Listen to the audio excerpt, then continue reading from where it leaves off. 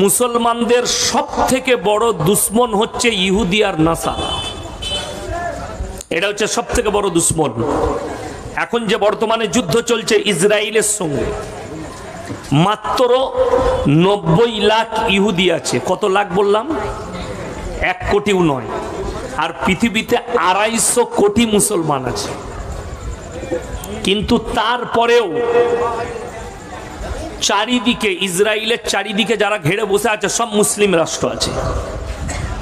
Iraq, Iran, Lebanon, Jordan, মিশর, Kuwait, কাতার, Libya, সবাই চারিদিকে ঘেরে বসে আছে।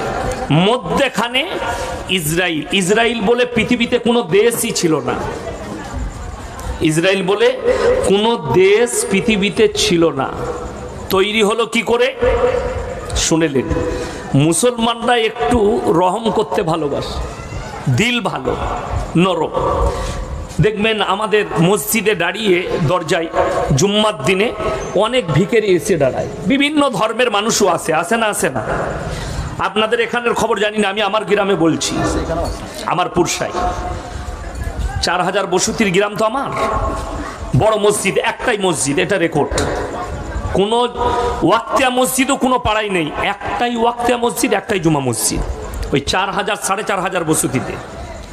তো মসজিদের দরজায় আমি বেরিয়ে দেখতে পাই বিভিন্ন ধর্মের মানুষ ভিক্ষা করছে, আমরা দেখতে পাই। আচ্ছা, মুসলমানরা দেয় না? দেয় না? পকেট থেকে পয়সা বার করলো, কোন ধর্মের জানি না, ভিক্ষা করছে, হাতে দিয়ে দাও। দিয়াটা নাজায়েজ নয়, আমি ওই বিষয়টা বলতে চাইনি, অবশ্যই দিবেন। কেন? রাসূল আকরাম সাল্লাল্লাহু আলাইহি সাল্লামের হাদিস হচ্ছে, তোমরা দেখো না সে কোন জাতের, সে যদি ক্ষুধার্ত হয় খাবার দাও, বস্ত্রহীন হলে বস্ত্র দাও, বিপদে পড়লে পাশে দাঁড়াও। এটা রাসূল সাল্লাল্লাহু আলাইহি সাল্লামের আদেশ। তোমরা মুমিন ততক্ষণ হতে পারবে না যতক্ষণ পর্যন্ত তোমার কাছ থেকে তোমার প্রতিবেশী সুরক্ষিত নয়। পাশের বাড়ি যে আছে আপনার কাছ থেকে সুরক্ষা পেতে হবে। কিসের দ্বারা? জুবানের দ্বারা, ব্যবহারের দ্বারা, আখলাকের দ্বারা, চলাফেরার দ্বারা, উঠা বসার দ্বারা। আমি আর একটা দলিল দিই। টাউনশিপে যারা বাস করে, টাউনে ফ্ল্যাটে যারা বাস করে, আপনাদের হয়তো অতটা জানা নেই, আমি ভারতের কম বেশি সব শহরই আমার ঘোরা হয়ে গেছে। বিশেষ করে ভারতের সব থেকে বড় বাণিজ্য নগরী হচ্ছে মুম্বাই, মহারাষ্ট্র। ওইখানে সব থেকে দামি মানুষরা বাস করে। যদি ফ্ল্যাটে যারা বাস করে, পাশের ঘরে যদি নিচের ফ্ল্যাটে কেউ মারা যায়, রাতের বেলায় দরজা খুলবে না। কলকাতাতেও তাই। আপনার বাড়িতে আগুন লেগে গেলেও তারা বেরিয়ে আসবে না। কিন্তু আপনি যে গ্রামে বাস করছেন, যদি কারো বাড়িতে লোক মারা যায়, রাত 2টো বাজলেও পাড়ার সব লোক চলে আসবে। ঠিক কিনা কথা বলেন? কেউ যদি বলে বুকে ব্যথা, খুব অসুস্থ, মারা যেতে পারে, তাড়াতাড়ি যা হোক করে পাড়ার লোক তাকে হসপিটালে পৌঁছাবে। কিন্তু টাউনশিপে হবে না। আপনাদিকে বলে দিই, ইসরায়েলের এই ইহুদিদিকে যখন মারতে শুরু করলো হিটলার, 60 লাখ ইহুদিকে গ্যাসের চেম্বারে ভরে মার্ডার করেছে, হত্যা করেছে। কে? হিটলার। আজও ইতিহাসের পাতায় তার নাম বদনাম। মুসলিম রাষ্ট্ররা তাদের কাছে আমেরিকা ভিক্ষা চেয়েছে, এই ইহুদিগুলো মারা যাবে। আপনারা এক কাজ করুন, এতটা মরুভূমি ফিলিস্তিনের পড়ে আছে, এই জায়গায় একটু ওদিকে বসবাস করতে দেন, তাহলে লোকগুলো বাঁচবে। মুসলিম রাষ্ট্ররা তারা মাসওয়ারা করলো, করার পরে বললে যখন জায়গা পড়ে আছে মরুভূমিতে, ওদিকে একটু থাকতে দাও তাবু খেটিয়ে। আজকে ইসরায়েল বলছে আমি একটা দেশ, ফিলিস্তিন আমার, আল আকসা আমার, গাজা আমার। আজকে বড় কষ্ট লাগে। ভারতের ইলেকট্রিক মিডিয়া কুত্তাগুলোকে দেখুন একবার, এরা দিন রাত ফিলিস্তিন গাজাকে বলছে আতঙ্কবাদী, অথচ ইসরায়েলকে বলার এদের ক্ষমতা নেই। বললে চাকরি চলে যাবে। যদি এখানে কেউ থাকেন, যে কোনো চ্যানেলওয়ালা আছে, যদি বাপের বেটা হয় আমার সঙ্গে একবার বস করান।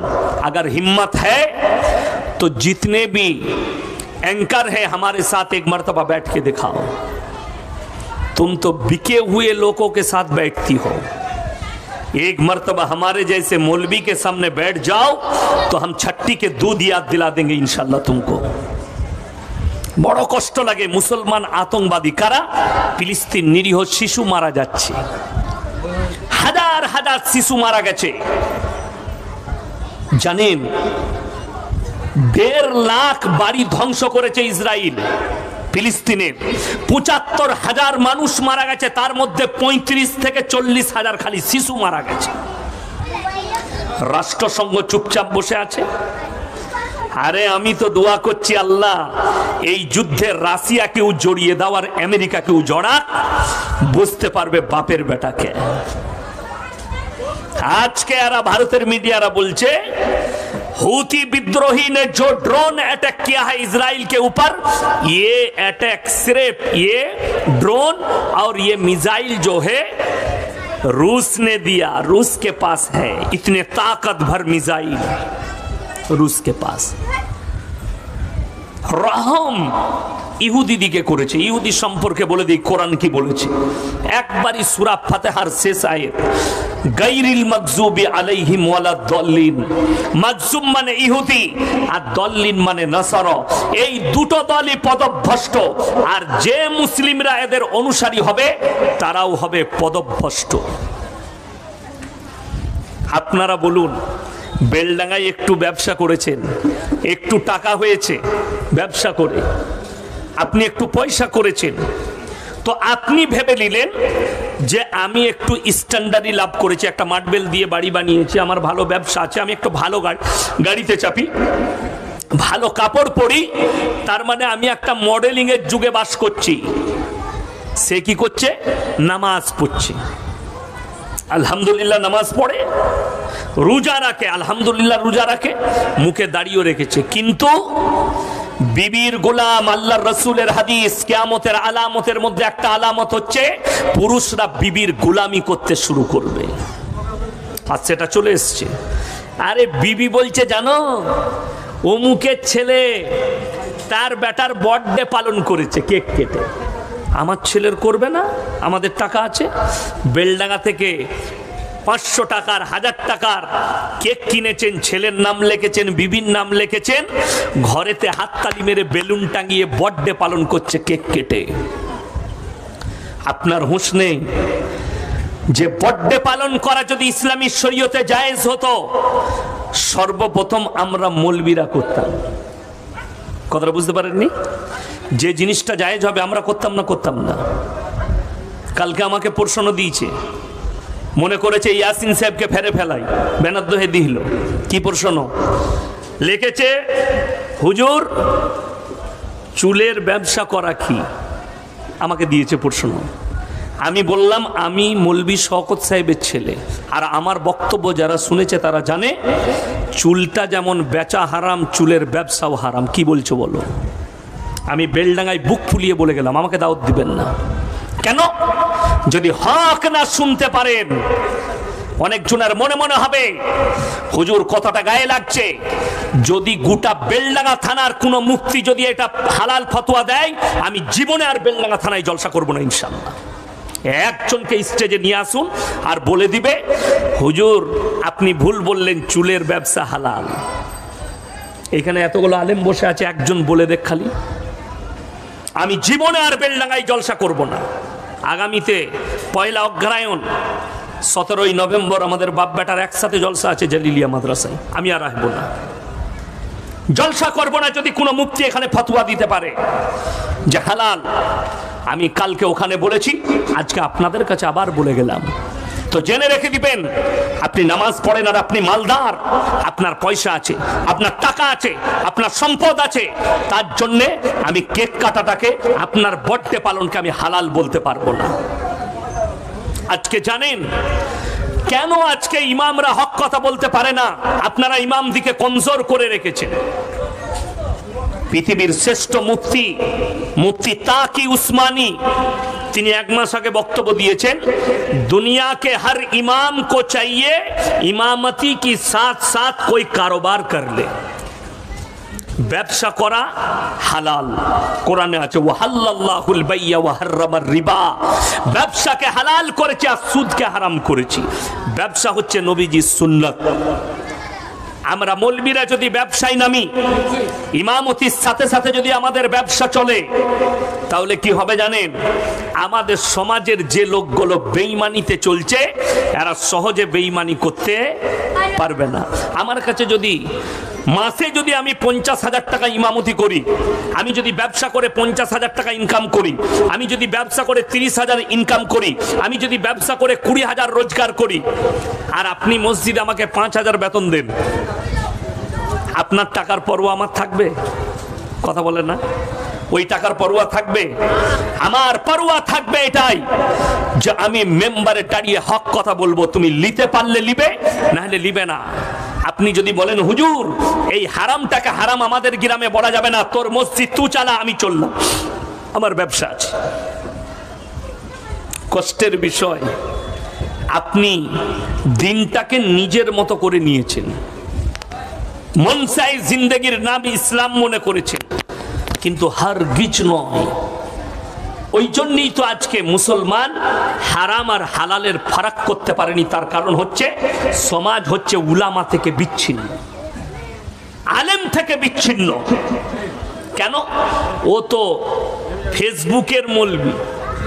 এখন ফেসবুকের মৌলবি বেরিয়েছে জানেন?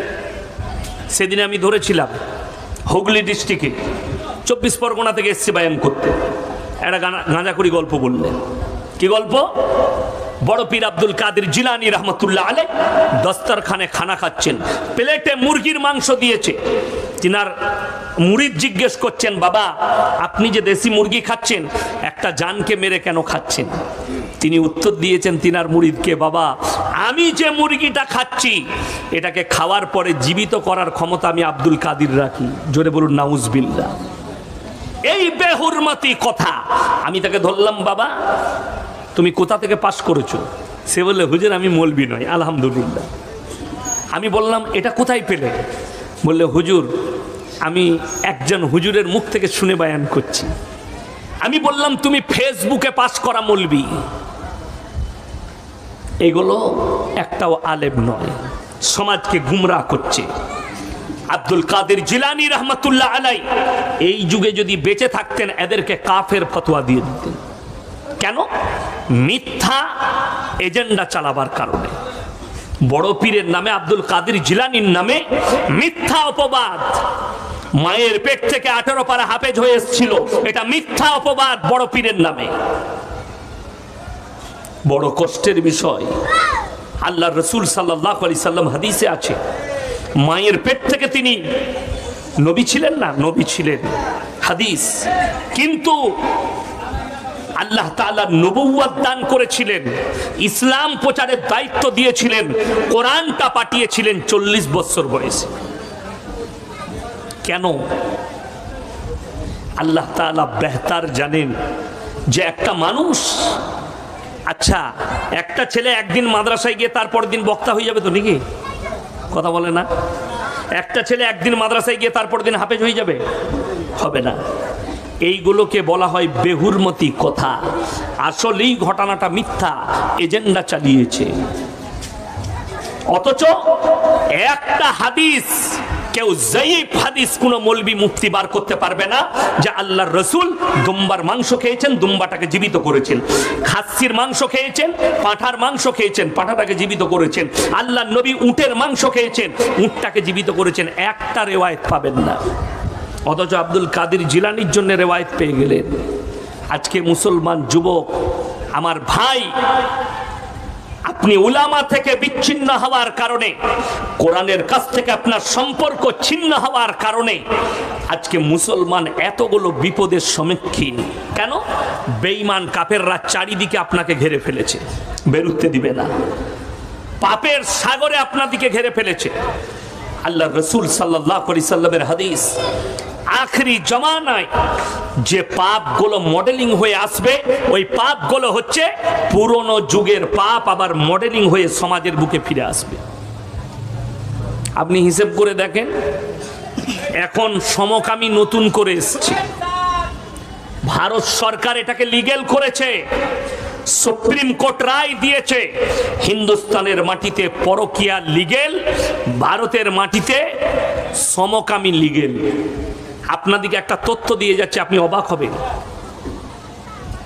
আমার বর্ধমান জেলা আছে, হুগলি ডিস্ট্রিক্ট আছে, বিভিন্ন জেলা আছে, জানেন সমকামিতা, আলেমদিকেও বলছি গৌর করেন, সমকামিতায় সব থেকে বেশি লিপ্ত হয়েছে মালদা মুর্শিদাবাদের ছেলে মেয়ে, সব থেকে বেশি সমকামী। যদি বলেন তথ্য লুব, আমি বলবো না। চায়নায় একটা অ্যাপস বার করেছে, অ্যাপসটার নাম হচ্ছে ব্লুড। ওই ব্লুড অ্যাপসটা আমাকে কয়েকটা কলেজের ছেলে দেখিয়েছে, আমিও জানতাম না। সেই অ্যাপসের মাধ্যমে যারা সমকামী আছে তারা ওই অ্যাপসের মাধ্যমেই যোগাযোগ করে, অ্যাপসের মাধ্যমেই বিবাহ হয়, অ্যাপসের মাধ্যমেই তাদের জায়গা ঠিক হয় তারা কোথায় সেক্স করবে। আর তার মধ্যে আমাকে গুনে গুনে দেখিয়েছে, আপনার বেলডাঙ্গায় আছে, মির্জাপুরে আছে, কাজী সাথে আছে, বহু জায়গায় ঢুকে আছে, বেলডাঙ্গা থানায়, বহু গ্রামে।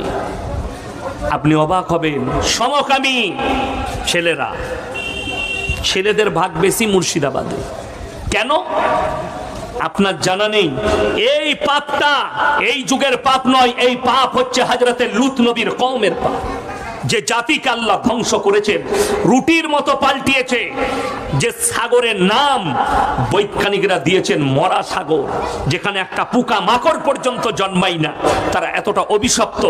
আল্লাহ তাআলা কোরআনে লাকির টেনে দিয়েছেন, যে সমস্ত যুবক যুবতী যারা সমকামীর দিকে এগিয়ে আছো, যারা সমকামিতায় লিপ্ত হয়েছো, তারা কান খুলে শুনে যাও। তোমার যদি মনে মনে হয় আমার বাবা নামাজি, আমার বাপ তাহাজ্জুদ গুজার, আমার বাপ আলেম, আমার মা তাহাজ্জুদ গুজার, আমার মা নামাজি, আমরা যতই পাপ করি আমার মা আমার জন্য দোয়া করবে, আমার বাপ তাহাজ্জুদ গুজার দোয়া করবে, আমার বাপ হাজী সাহেব দোয়া করবে। তো কান খুলে শুনে রেখে দাও, নবীরা হচ্ছেন জান্নাতি, নবীরা হচ্ছেন মাসুম। এরপরে কোরআন শোনাবো আপনাদিকে। দুজন নবী, দুটো নবীর বিবির চরম অপরাধ, দুজন নবীর। এক নম্বর হচ্ছে হযরতে নূহ নবী, তার স্ত্রীর অপরাধ কি ছিল? আমার বাপ দাদরা যা করেছে আমি তাই করব। তাদের সর্বপ্রথম পৃথিবীতে সূর্যের উপাসনা, গাছের উপাসনা, পানির উপাসনা, পাথরের উপাসনা, মূর্তির উপাসনা তৈরি করে যারা শুরু করেছে তারা হচ্ছে নূহ নবীর কওম। আল্লাহ ব্যতীত অপরকে সিজদা করা শুরু হয়েছে আজ থেকে 5000 বছরের নূহ নবীর কওমের জামানায়। আল্লাহ তাআলা কোরআনে এলান করলেন নূহ নবী আর লূত নবীর বিবির জন্য। দারাবাল্লাহু মাসালাল লিল্লাযিনা কাফারু ইমরাতা নূহি ওয়া ইমরাতা লূত কানাতা তাহতা আবদাইনি মিন ইবাদিনা সালিহাইনি ফাকানাতাহুমা ফালাম ইউগনি আনহুমা মিনাল্লাহি শাইয়্যা ওয়া কিলা আদখুলান নারা মা'আদ দাখিলিন। কোরআন আল্লাহ বললেন, হে আমার নবী, পৃথিবীর মানুষকে বলে দাও আমি দুজন উলুল আজম নবী, হাবিব পয়গম্বর নূহ নবী আর লূত নবী, দুজনের বিবিকে জাহান্নামে দেব, তারা আটকাতে পারবে না পয়গম্বর হওয়ার পর। আল্লাহ লাকির টেনে দিয়েছে। আপনি ভেবে দেখুন, নবীর বিবি যদি জাহান্নামে যায় তারা আটকাতে না পারে, তুমি যদি সমকামী হও, তুমি যদি বেঈমান হও, তুমি যদি মুশরিক হও, তুমি যদি কাফের হও, তোমার মা বাবা নামাজি হয়েও তোমাকে জান্নাতে নিয়ে যাবার কোনো রাস্তা খুঁজে পাবে না। এটা লিখে নিয়ে যান।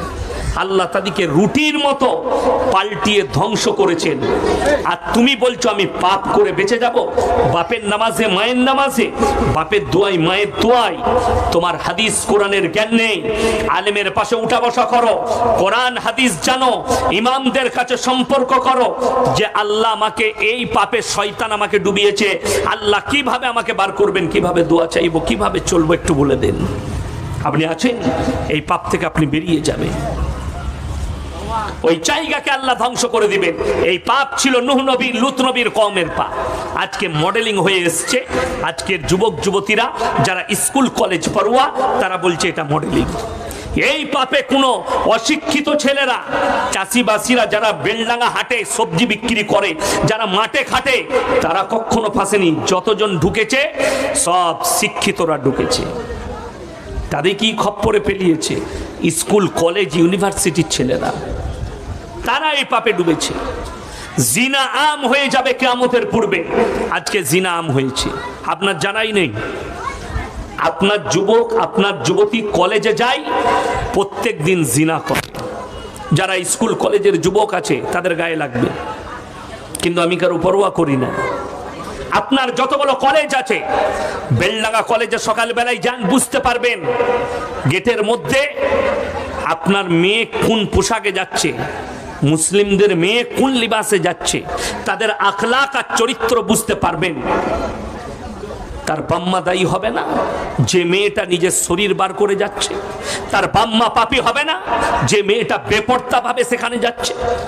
আমার ভাই, কলেজগুলোর অবস্থা এমন, কলেজের ভেতরে নারীদের টেবিল আলাদা নেই, পুরুষের টেবিল আর আলাদা নেই। ওটা আগে ছিল, এখন কি হয়েছে? গার্লফ্রেন্ড আর বয়ফ্রেন্ড এক জায়গায় বসবে। যারা কলেজ পড়ুয়া তারা জানে আমার এই কথাটা কতটা গুরুত্বপূর্ণ কথা। এক জায়গায় বসবে, এটা করলো কে? বেঈমান আর কাফের। যাদের কাছে গুগল আছে, সার্চ করুন লন্ডন, আমেরিকা। আমি বর্তমানে এই দুটো দেশের কথা বললাম। সমীক্ষায় বলছে প্রতি সেকেন্ডে ইংল্যান্ডে আর আমেরিকায় শতকরা 51টা মেয়ে প্রতি সেকেন্ডে ধর্ষিতা হয়। গুগল খুলেন, পেয়ে যাবেন। কারা? স্কুল কলেজ ইউনিভার্সিটি পড়ুয়া। প্রতি সেকেন্ডে অফিসে আদালতে নারী দিকে 51% নারীকে প্রত্যেক সেকেন্ডে ধর্ষণ করা হয়। আমি মিনিট বলিনি, ঘন্টা বলিনি, সেকেন্ড বলছি। গুগল সার্চ করুন, পেয়ে যাবেন কতটা সুরক্ষিত আমেরিকা লন্ডনের মেয়েরা, আপনি পেয়ে যাবেন। বেঈমান কাফের, তাদের আদর্শটাই আলাদা। ইহুদিদের আদর্শ হচ্ছে একটার বেশি বাচ্চা লিও না। আর আপনি ইসরায়েলে যান, একটা ইহুদির বাচ্চা হচ্ছে 7টা 8টা 5টা করে। এটা তাদের মিশন। বেঈমান করে দাও, মুসলমানদের ইমানকে কেড়ে দাও। তারা যেন দিন থেকে সরে যায়, কোরআন থেকে সরে যায়, তারা যেন আদর্শ থেকে সরে যায়। আপনারা বলুন, 5 ওয়াক্তের নামাজ ফরজ না ফরজ নয়? কথা বলে না, ফরজ না ফরজ নয়? আচ্ছা, কেউ যদি ফরজ নামাজ ছেড়ে দেয় তার নেকি হবে না গুনাহ হবে? কতটা গুনাহ হবে ওটা আলেমের কাছে ডিসকাস করবে। গুনাহে কবিরা। আপনি জেনে শুনে নামাজ ছাড়ছেন, আল্লাহর ইবাদত ছাড়ছেন। আল্লাহর রাসূলের হাদিস, যার নামাজ নাই তার মধ্যে ইসলাম নেই। আপনি যদি এখানে মজমায় থাকেন আর আপনি যদি বেনামাজি হন, জেনে রেখে দিবেন আপনার মধ্যে ইসলাম নেই। আপনি নামাজি হবেন, আপনার মধ্যে ইসলাম এসছে। আমাদের সমাজের কিছু লোক আছে, বেলডাঙ্গা হাটে যান, চায়ের দোকানে যান, আলিফ ভাইয়ের বসে কি ফুটানি করে চায়ের দোকানে। আমি তো নামাজ পড়ি না, কিন্তু আমার মতো ভালো লোক বেলডাঙ্গায় পাবি না। এরকম মাল আছে না? নাই, গাদা আছে। নামাজ পড়ি না, কিন্তু আমার মতো ভালো লোক পাবি না। সত্যিকারী লোকটা ভালো, কারো ক্ষতি করে না, কারো অন্যায় করে না, কেউ কি গালি দেয় না, পরোপকারী, সব দিকটা তার ঠিক আছে, খালি সে নামাজ রোজা করে না। অথচ সে বলছে আমি ভালো লোক। আমি মেনে নিলাম ভালো লোক। চলুন, এদের জন্য কি হবে? তাদেরকে বলে যাচ্ছি, আপনি নিজেকে মুসলমান দাবি করছেন, অথচ নামাজ রোজা করেন না। আপনি দাবি করছেন আমার মতো ভালো লোক। ওরা নামাজ পড়তে পারে, আমি নামাজিদের থেকেও ভালো। তোমার জন্য বলছি, তুমি যে ভাবছো আমি নামাজ পড়ি না কিন্তু ভালো লোক, তুমি সত্যিকারই ভালো লোক। কিন্তু কান খুলে শুনে নাও, কিয়ামতের দিনে একদিকে জান্নাতীরা প্রবেশ করবে জান্নাতে, আর একদিকে জাহান্নামীরা প্রবেশ করবে জাহান্নামে। জান্নাতীরা কি এখানে চিল্লা চায়? জান্নাতীরা জাহান্নামী দিওকে দাঁড় করিয়ে দেবে, কি বলে? ফি জান্নাতিন ইয়াতাসাআলুনা আনিল মুজরিমিনা মা সালাকাকুম ফি সাকার। তোমরা কেন জাহান্নামে যাচ্ছ? তোমরা বলতে আমরা ভালো লোক, তোমরা বলতে আমরা পাড়ার ভদ্রলোক, তোমরা কেন আজকে জাহান্নামে প্রবেশ করছো? তারা বলা হবে তাদেরকে, তারা বলবে তোমরা তো ভালো লোক ছিলে, আজকে কেন জাহান্নামে? অবাক হবেন, তাদের এক নম্বর যে উত্তরটা আসবে মারাত্মক উত্তর। কারা? যারা জাহান্নামে প্রবেশ করবে তারা এক নম্বর উত্তর দিবে, ক্বালু লাম নাকু মিনাল মুসাল্লিন, আমরা নামাজি মুসল্লিদের মধ্যে ছিলাম না। এটা এক নম্বর, আমরা নামাজি মুসল্লিদের মধ্যে ছিলাম না, তাই আল্লাহ আমাদিকে জাহান্নামে পাঠিয়েছে। আজকেই আমি হাওড়াতে যেখানে প্রোগ্রাম করলাম, আলামিন মিশনের সভাপতি সাহেব মারা গিয়েছিলেন, মাহমুদ আলী, হাজি মাহমুদ আলী সাহেব, উনার বাড়িতেই প্রোগ্রাম করলাম আমি। আল্লাহ উনাকে জান্নাতি করুক। আমার কাছে একটা প্রশ্ন এসেছিল আজকে, শিক্ষিত লোকদের প্রশ্ন, যে আল্লাহ তাআলা মানুষকে সৃষ্টি করেছেন, তাহলে যদি মুসলমানরা জান্নাতে যায়, আল্লাহ তাআলা একটা মানুষকে হিন্দু বাড়িতে কেন জন্ম দিল? কথাটা বুঝতে পারেন? প্রশ্নটা ভাইটাল, কিন্তু প্রশ্ন হচ্ছে মূর্খের প্রশ্ন। প্রশ্ন ভাইটাল প্রশ্ন, কিন্তু মূর্খের কথা। যদি কেউ বলে আল্লাহ ওখানে জন্ম দেন কেন, সে তাহলে হাদিস কোরআনের জ্ঞান রাখে না, আলেমের পাশে উঠে না। আলেমের পাশে উঠা বসা না করার কারণে আপনাদিকে বলে যায়, পৃথিবীতে যে ধর্মেই হোক, যে বাড়িতেই হোক, জঙ্গলে হোক, আসমানে হোক, যে মানুষটাই জন্মগ্রহণ করে, যে বাচ্চাটা, সে মুসলমান হয়েই জন্মগ্রহণ করে। জোরে বলুন সুবহানাল্লাহ। সে মুসলমান হয়েই জন্মগ্রহণ করে। পরবর্তীতে সে যখন বড় হয়, তার নিজস্ব জ্ঞান আসে, সে তার মা বাপকে দেখে, আমার মা বাপ ইটের পূজা করছে, আমি এটারই করব। একটা মুসলিম ছেলে দেখে, আমার নেশাল হচ্ছে নামাজ পড়া, আমার কাজ হচ্ছে নামাজ পড়া, সে নামাজ পড়ে। এরপর প্রশ্ন থাকছে যে যখন মুসলিম হয়ে জন্ম নিল, এই লোকটা আল্লাহ তাআলা কেন তাকে নামাজি করলো না? কথা বলে দিই, আমরা সবাই গু খাই না, হালাল খাবার খাই। কেন খান? হালাল খাবার কেন খান? এই বিবেকটা বলে আল্লাহ একটা মেমোরি দান করেছেন, করেছেন না করেনি? ভালো মন্দ বিচার করার ক্ষমতা প্রত্যেকটা মানুষকে দিয়েছেন আল্লাহ তাআলা, প্রত্যেকটা মানুষকে। বাজারে আপনি যদি বেলডাঙ্গা হাটে যান সকালবেলায়, দিয়ে আপনি বেগুন কিনলে ঘুরিয়ে দেখে নেবেন না কানাটা কিনবেন? আপনি ভালো করে দেখবেন বেগুনটা কানা কিনা। আপনি মাছ কিনলে পেটটা একবার টিপে দেখে নেবেন পেটটা পচে গেছে কিনা। তুমি তোমার ব্রেনের দ্বারা পচা মাছের পেটটা চিনতে পারলে, পচা মাছটা, ব্রেনের দ্বারা কানা বেগুনটা দেখতে পেলে, আর তোমার ব্রেনের দ্বারা, চোখের দ্বারা তুমি দেখতে পাচ্ছ না যে রব্বুল আলামিনকে, আল্লাহকে, আল্লাহ এক এবং অদ্বিতীয়। এরপর এক্সাম্পল আপনাকে বলে দিই, একটা মানুষ গাছের উপাসনা করছে।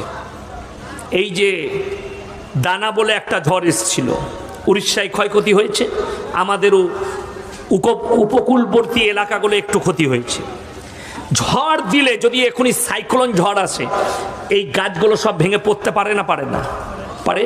তাহলে এই গাছটাই আমি যে সিজদা করব, একে মাবুদ রূপে গ্রহণ করব, আল্লাহ রূপে গ্রহণ করব, এর কাছে ভালো মন্দ চাইব, আমাকে জানতে হবে এর নিজস্ব ক্ষমতা আছে কি না।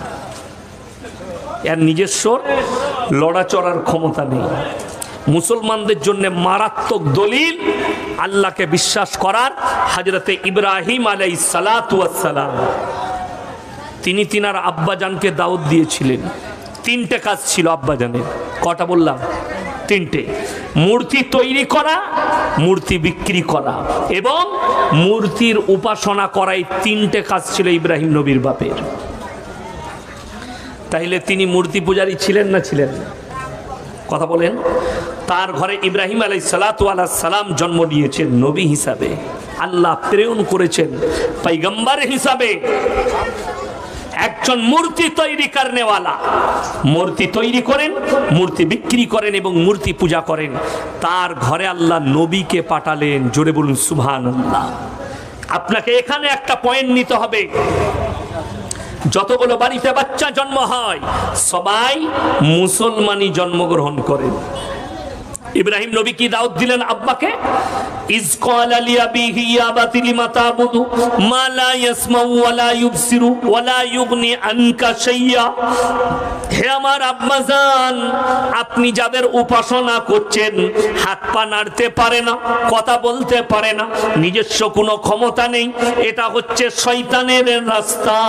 আপনি আমার আল্লাহকে বিশ্বাস করুন, যিনি গোটা জগতের মালিক। জোরে বলুন সুবহানাল্লাহ। ইব্রাহিম নবীর বাপ তিনি বললেন, हमारे माबूदों के बारे में अगर और कुछ कहा तो तुमको पत्थर से मारा जाएगा, তোমাকে পাথর মারা হবে আমাদের মাবুদ সম্পর্কে এরকম কথা বললে।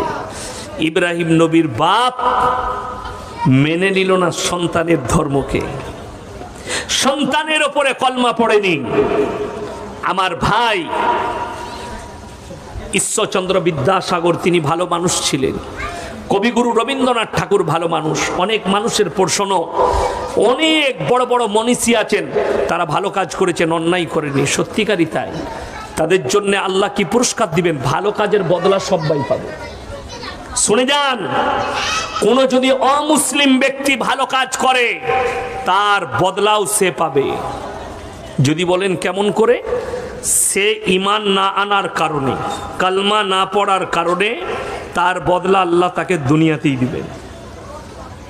আপনাদের এখানে স্কুল আছে না নাই? আছে। সকালবেলায় স্কুলে গিয়ে দেখবেন, প্রাইমারি হোক আর হাই স্কুল হোক আর কলেজ হোক, হেডমাস্টারের কামরায় অফিসে মাথার ওপরে কাদের ছবি টাঙানো আছে?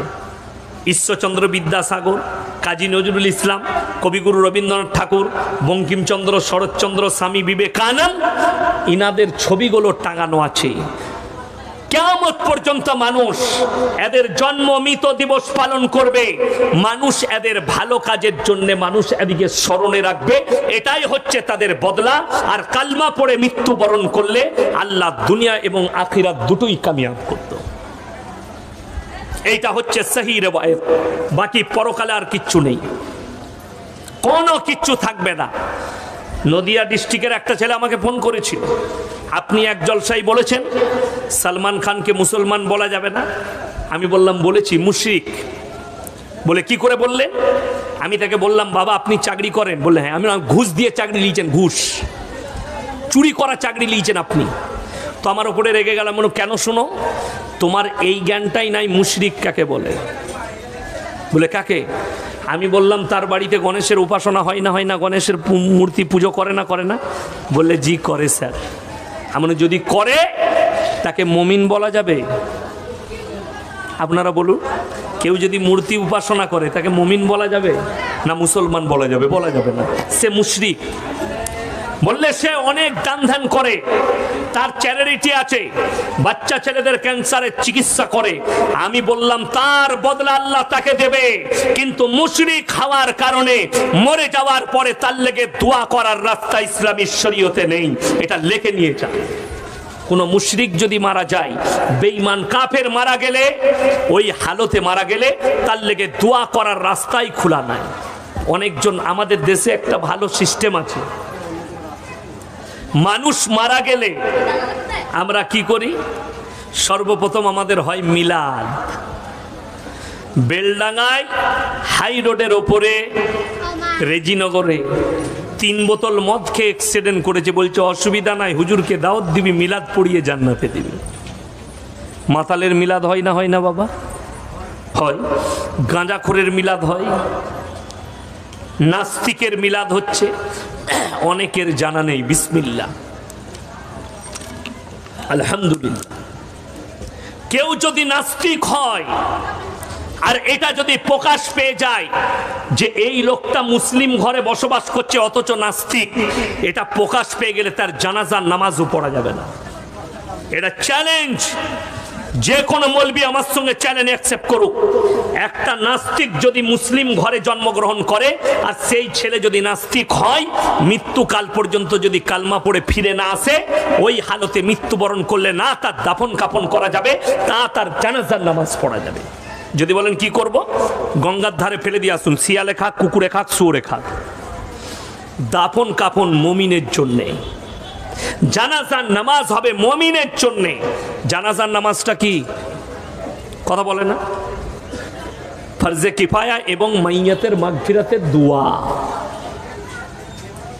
মাইয়াতের মাগফিরাতের দোয়া তো কোরআনে হাদিসে আছে, তার লেগে দোয়া চাইতেই পাবেন। আপনি জানাজা পড়বেন কি করে, কথাটা বুঝতে পারেননি? যদি বলেন কোথায় আছে, আমি আমার বাপের দলিল দেব না। পৃথিবীর যিনি শ্রেষ্ঠ ব্যক্তি হযরত মুহাম্মদ মুস্তাফা, সকলে বলুন সাল্লাল্লাহু আলাইহি ওয়াসাল্লাম। আল্লাহ নবীর কাছে একজন ছুটে এলেন সাহাবী, ইয়া রাসূলুল্লাহ, আপনার চাচা যান অসুস্থ অবস্থায় আছেন, যে কোনো সময় ইন্তেকাল করবেন। নবীজি ছুটলেন আর চাচার হাতটা ধরে বললেন, চাচা একবার খালি কলমাটা পড়ে নাও, আমি আল্লাহর কাছে তোমার জন্য কেঁদে কেঁদে ক্ষমা চাইবো। আল্লাহ নবীর চাচার উত্তর কি এসছে জানেন? আমি যদি বার্ধক্যে কলমা পড়ি, লোকে বলবে মৃত্যু ভয়ে কলমা পড়েছে, আমি কলমা পড়তে পারবো না। আল্লাহ তাআলা আয়াত পাঠালেন রাসূলের কাছে, কি ইন্নাকা লা তাহদি মান আহবাবতা ওয়ালাকিন্নাল্লাহা ইয়াহদি মান ইয়াশা। হে আমার বিশ্ব নবী, পৃথিবীর মানুষকে বলো, সকলে বলুন হিদায়াতের মালিক কে? আরো জোরে বলুন কে? হিদায়াতের দপ্তরটা আমার হাতে, আমার ইচ্ছা নেই, তাই তোমার চাচা কলমা পড়তে পারবে না। নবীজির চোখে পানি এসছে, চাচা যান দুনিয়া ছেড়ে চলে গেলেন। আল্লাহর হাবিব জানাবে মুহাম্মাদুর রাসূলুল্লাহ, সকলে বলুন সাল্লাল্লাহু আলাইহি ওয়াসাল্লাম, আল্লাহকে বললেন, আল্লাহ তুমি যতদিন না নিষেধ করছো, আমি আমার চাচার জন্য কেঁদে কেঁদে ক্ষমা চাইবো তোমার কাছে। আল্লাহ নবী কাঁদতে লাগলেন চাচার জন্যে, আল্লাহ আমার চাচাকে ক্ষমা করে দাও, আল্লাহ আমার হিতাকাঙ্ক্ষী চাচা, তুমি তাকে ক্ষমা করে দাও। আল্লাহ আয়াত পাঠালেন, জিবরিল আমিনকে পাঠালেন, আল্লাহ আয়াত পাঠিয়ে দিলেন। কি পাঠালেন? মা কানা লিন নবী ওয়াল্লাযিনা আমানু আন ইস্তাগফিরু লিল মুশরিকিন ওয়ালাউ কানু উলি কুরবা। চোখ দিয়ে পানি আসা দরকার। এখানে আল্লাহ শুধু নবীকে নসিহত করেননি, নবীকে শুধু উপদেশ দেননি, আল্লাহ তাআলা বললেন নবী এবং মুমিন দুজনরাই শোনো। দুজনকে দিলেন, নবী এবং মুমিন, তোমরা দুজনে শোনো। যদি কেউ মুশরিক হয়ে মারা যায়, বেঈমান কাফের হয়ে মারা যায়, তার জন্য দোয়া করতে পাবে না, যদিও সে তোমাদের নিকটতম আত্মীয় হয়। আল্লাহ নবীর হাত নেমে গেল, চাচার জন্য আর দোয়া করতে পাইনি, আল্লাহ নিষেধ করে দিলেন। আর তুমি বলছো ইয়াসিনকে ভাড়া করে নিয়ে এসে মাতালকে জান্নাতে দেবো, তোমার হুজুরও মার খাবে, তুমিও খাবে, তুমি রেডি থাকো। এটা তোমার খালি ভাবনা, চিন্তা, ধারণা। আপনাদেরকে অনুরোধ করে যাচ্ছি, সবাই আল্লাহকে ভয় করব, জোরে বলুন ইনশাআল্লাহ। কিয়ামত কাছে চলে এসছে, কিয়ামতের আলামত গুলো আস্তে আস্তে প্রকাশ পাচ্ছে, আপনি অনুভব করতে পারবেন না, আলেম ওলামারা অনুভব করছেন সমাজের অবস্থা দেখে, যে কিয়ামতের আলামত গুলো কিভাবে এগিয়ে আমাদের কাছে আসছে। কিয়ামতের একটা আলামত এক্ষুনি আপনি শুক্রবার দেখতে পাবেন। কিয়ামতের ছোট আলামতের মধ্যে একটা আলামত হচ্ছে, মসজিদের ভেতরে মানুষরা দুনিয়াদারির কথা বলবে। জুম্মার দিনে মসজিদের ভেতরে দুনিয়াদারির কথা চলে না? চলে না? চলে, চলছে। এটা কিয়ামতের একটা বড় আলামত চলে এসছে। রাস্তাঘাটে নারী পুরুষ কুকুরের মতো জিনা করবে, জিনা আম হয়ে যাবে। আজকে পরকীয়া আম হয়ে গেছে, সরকার লিগেল করে দিয়েছে। কেউ যদি সকালবেলায় উঠে বেলডাঙ্গা থানায় বড়বাবুর কাছে যান, স্যার আমার বিবি অমুকের বিছানায় ছিল, আপনি ফাইসালা করুন, তোমাকে ডান্ডা মেরে তাড়াবে, তার ক্ষমতা নাই, সে ফাইসালা করে। সেই থানার আইসিকে কোর্টে তোলা হবে, কেন তুমি এর বিচার করতে গেলে? কেন? সুপ্রিম কোর্ট লিগেল করে দিয়েছে। আপনাকে আমাকে আমাদের ইমান নিজে দিকে বাঁচাতে হবে। সবাই বাঁচাবো, জোরে বলুন ইনশাআল্লাহ। আজকে কেন আমি এটা বলতে যাচ্ছি? অন্য ধর্মের মানুষটিকে নিয়ে আমার মাথা ব্যথা নেই। আমাদের মাথা ব্যথাটা আছে শুধুমাত্র মুসলমানকে নিয়ে, মুমিনকে নিয়ে, যারা ইমানদার তাদেরকে নিয়ে। আমাদের ইমানকে যেন তারা ধ্বংস করে বেরিয়ে না যেতে পারে। আপনাদিকে লাইভ বলে দিচ্ছি, আপনাদের চোখ খুলে দেখিয়ে দিচ্ছি। এখন বর্তমান সময়ে সব থেকে কম বেতন কাদের? কথা বলে না? ইমামদের। আচ্ছা বলুন তো, বেলডাঙ্গা থানায় এতগুলো মসজিদ আছে, এতগুলো ইমাম আছে, কোন ইমামের বিবিকে দেখেছেন? আপনি 4,000 5,000 বেতন দিচ্ছেন, 3,000 বেতন দিচ্ছেন, 7,000 8,000 বেতন দিচ্ছেন। একটা ইমামের বিবিকে দেখিয়ে দাও রাস্তায় বেরিয়ে গ্রুপ লোন করেছে। একটা ইমামের বিবিকে দেখিয়ে দাও সে বন্ধন লোন, গ্রুপ লোনে গেছে। আপনি 20,000 টাকা রোজগার করেন, আপনার বিবিকে রাস্তায় বার করেছেন বন্ধন লোন নিয়ে, গ্রুপ লোন নিয়ে। আপনি 30,000 রোজগার করেন, আপনি রাস্তায় বেরিয়েছেন, আল্লাহর কাছে কাঁদবেন, আল্লাহ তুমি আমার 20,000-এ বরকত দাওনি, যেহেতু তোমার ইখলাস নেই তার কারণে। আল্লাহ রাসূলের হাদিস শুনেলেন, আমার নবী বিশ্ব নবী বললেন, যারা আল্লাহর রাস্তায় দিনের পথে থাকবে আল্লাহ তাদেরকে মৃত্যুকাল পর্যন্ত ইজ্জতের রুজি দান করবেন। জোরে বলুন সুবহানাল্লাহ। ইজ্জতের রুজি মানে মুরগা মুসাল্লাম নয়, যে রোজ আপনি খাসির মাংস খাবেন, রোজ মুরগি খাবেন, এটার নাম ইজ্জত নয়। এটার নাম ইজ্জত? আরে অনেকজন সমুদ্রের কিনারায় দীঘায় বসে ইলিশ মাছ ভাজা খাচ্ছে, তার সঙ্গে মদ রেখেছে, হারাম। কি বলছেন? 10টা লোক যখন দেখবে লোকটা ইলিশ মাছ ভাজা খাচ্ছে, তার সঙ্গে মদ খাচ্ছে, হারামির বাচ্চা, হারামখোর। বলবে না? বলবেন না? ভালো করে বুঝবেন। আর দাস্তারখান বিছিয়ে একজন ইমাম, একজন আলেম, একজন নামাজি শাক আর ডাল দিয়ে সুন্নত আদায় করে ভাত খাচ্ছে। তার প্লেট দেখে, তার খাওয়া দেখে 10টা লোক বলবে ভদ্রলোক। বলবে না? বলবে না? এইটা হচ্ছে দাস্তারখানে কি এলো।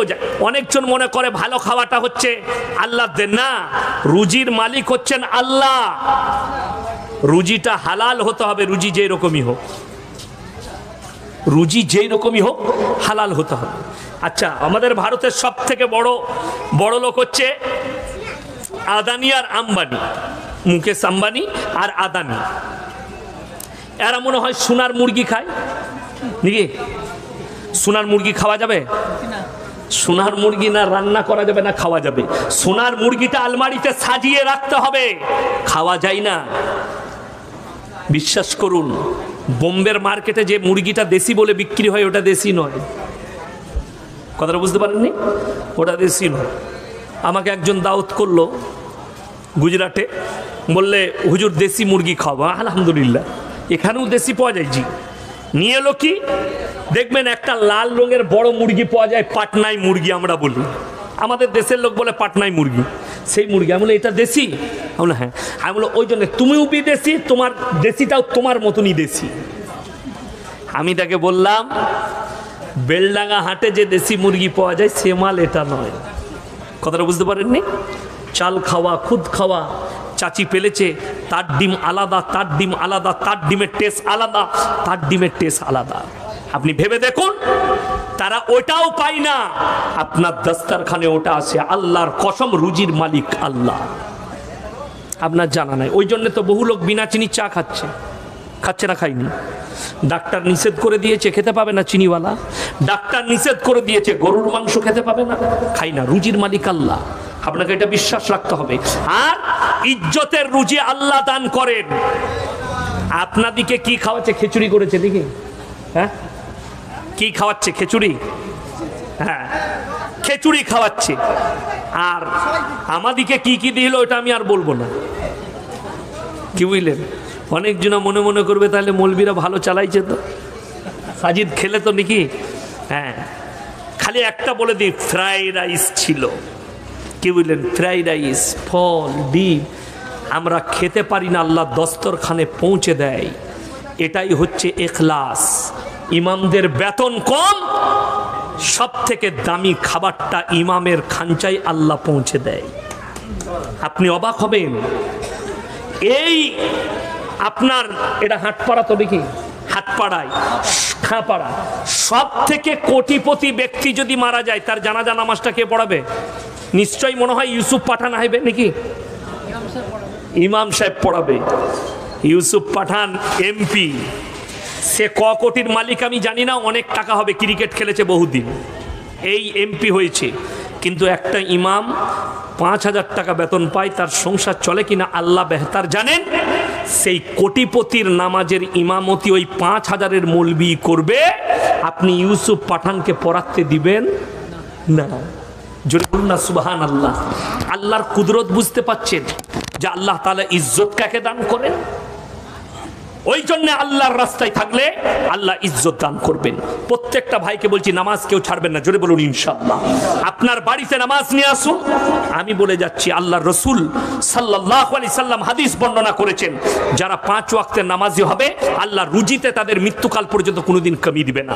আল্লাহর যতগুলো পৃথিবীতে আযাব আছে, দুটো আযাব মারাত্মক আযাব। 1 নম্বর হচ্ছে দুর্যোগ, বন্যা, প্রলয়। বন্যা হচ্ছে আল্লাহর একটা মারাত্মক আযাব। আর দ্বিতীয় নম্বর আযাবটা ওই বন্যার পরে যেটা আসবে, সেটার নাম অভাব। এটার থেকে বড় আযাব আল্লাহর কিছু নেই। একটা মানুষের যদি হাত কেটে যায়, মানুষটা বেঁচে থাকবে না? থাকবে না, থাকবে।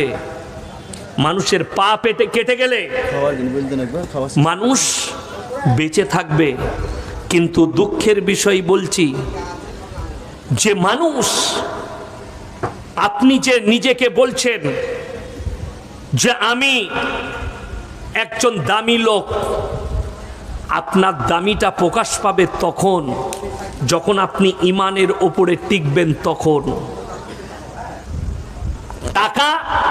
টাকার দ্বারা সম্মান পাওয়া যায় না।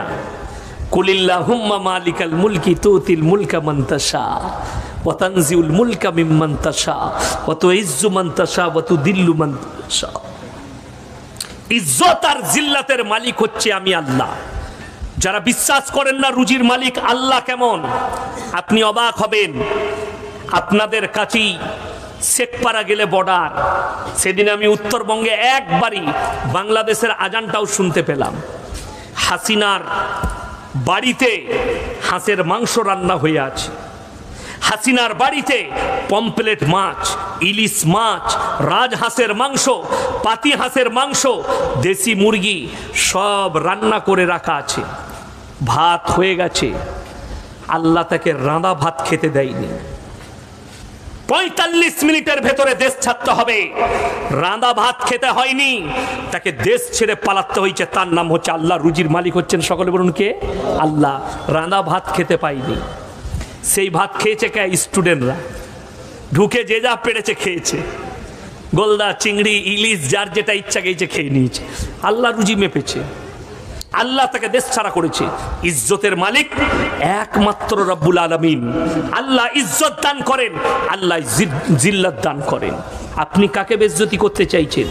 আজকে শুনেলেন ইসলামের প্রতি মানুষের অনীহা। বলে দিই, একটা ইমাম মক্তবে কোরআন পড়ায় না? পড়ায় না, কোরআন শিক্ষা দেয়।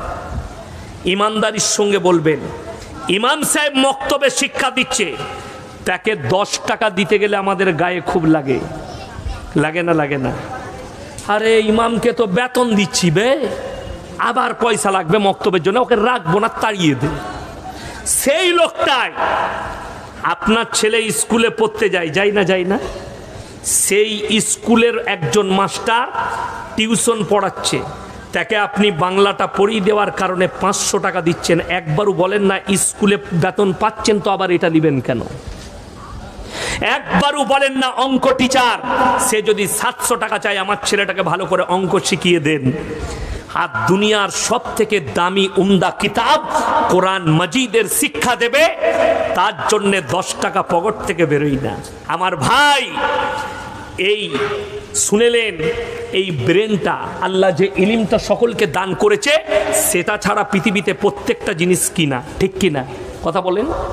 আপনি একটা ইমামকে 10 টাকা দিতে আপনার গায়ে বাজে। এই পানিটার দাম কত? 10 টাকা। মার্কেটে কিনতে গেলে 10 টাকা, অথচ আপনার কলের পানি আপনি বোতলে ভরে খেতে পারেন, পারেন না? পারেন না।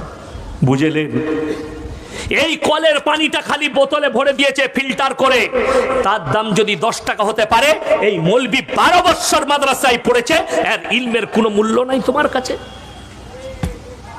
আরে ভাই, আপনি মসজিদে এসে বলছেন হুজুর মশলাটা বলে দেন, ফ্রি। হুজুর আমার খুব শরীর খারাপ, পানিতে একটু দম করে দেন, ইমাম সাহেব দম করে দিলে ফ্রি। ইমাম সাহেব মশলা বলবে ফ্রি, ইমাম সাহেব ফতোয়া দিবে ফ্রি।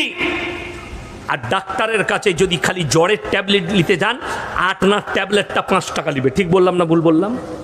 কিন্তু তোমার কোনো উত্তর থাকে না, তোমার কোনো প্রশ্ন নাই। কেন? আমাকে বাঁচতে হবে। ডাক্তার যদি ওই ট্যাবলেটটা 10 টাকা বলে আপনার জানা নেই, ভালো করে খোঁজলেন, কোডটা মারেন। একটা প্যারাসুটামল ট্যাবলেটের দাম 60 থেকে 80 পয়সা, বিক্রি হয় 5 টাকায়। কোম্পানি 60 থেকে 80 পয়সায় দেয়, বিক্রি হয় 5 টাকায়। একটা মানুষ প্রশ্ন করে না। মাদ্রাসার শিক্ষকরা লকডাউনে বেতন নিয়েছে না নেয়নি? অনেক মাদ্রাসাওয়ালা বেতন দেয়নি। লকডাউনে মাদ্রাসা বন্ধ, বেতন কোথায়? অথচ সেই মাদ্রাসার কমিটির লোক বলেছে যে আরে তোমরা ছাত্র পড়াওনি, বেতন কি করে নিবে? তুমি একবার মাইক নিয়ে বলো তো, স্কুলের মাস্টাররা, কলেজের প্রফেসররা ডিউটি না করে ঘরে শুয়ে শুয়ে কি করে 75,000 টাকা বেতন নিবে? কেউ কেউ প্রশ্ন করছে নামাজ পড়িয়ে পয়সা লিয়া যাবে, কোথায় লেখা আছে? কোথাও লেখা নাই। কোথাও লেখা আছে? মৌলবীরা আমরা কেউ দেখাতে পারবো না যে নামাজ পড়িয়ে পয়সা লিয়া যাবে, কেউ দেখাতে পারবো না মাদ্রাসায় পড়িয়ে পয়সা লিয়া যাবে। কিন্তু দুঃখের বিষয়, তুমি দেখিয়ে দিতে পারবে যে মসজিদে ইমাম রেখে নামাজ পড়তে হবে? কোথায় আছে? ইমাম যে মৌলবি হতে হবে আমার দিকে তা তো মানে নাই। আপনি হিজড়েকেও রাখতে পারেন, হিজড়ের পেছনে কেউ নামাজ পড়বে? তখন বলবে হিজড়ে ইমাম রাখেনি কি? ভাই একটা ভালো দিকে দেখ, ইমাম ভালো রাখবে। আর বেতন নিলে তখন বলবে কোরআনে হাদিসে কোথায় লেখা আছে বেতন লাগবে? আমি কালকে বলেছি আমাকে যদি কেউ ইমাম রাখতে যায় 3 লাখ টাকা বেতন লাগবে। আমি জীবনে 1 টাকা লুবো না, জলসা করে চ্যালেঞ্জ ছুড়ে গেলাম বেলডাঙ্গা থানায়, 1 টাকা লুবো না, ফ্রি জলসা করব। ইমামদের বেতনগুলো 20,000, 30,000, 40,000 করুন। পারবেন? খালি বেলডাঙ্গা থানার লোক করুন। আমি গোটা বেলডাঙ্গা থানায় 1 বছর আগে ডেট নেবেন, আমি ফ্রি জলসা করব, ফ্রি। তার মানে কি আমি আর জলসাই করব না, আমিও ইমামতি করব। 30,000, 40,000 বেতন পেলে ইমামতি করব। আরে মাদ্রাসাগুলো আর জায়গা থাকবে না।